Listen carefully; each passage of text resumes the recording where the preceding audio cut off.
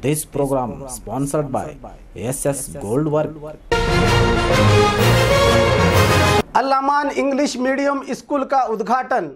बीजापुर की प्रसिद्ध अल्लामान संस्था में इंग्लिश मीडियम स्कूल का उद्घाटन हुआ, जिसमें बात करते हुए मौलाना सैयद मोहम्मद तनवीर पीरा हाशमी ने कहा कि ऐसे संस्था में शिक्षा हासिल करके एक अच्छा नागरिक बनकर अपने स्कूल का, देश का और अपने घर का नाम रोशन करे। इस प्रोग्राम में अल अमान संस्था के जिम्मेदार मौजूद थे।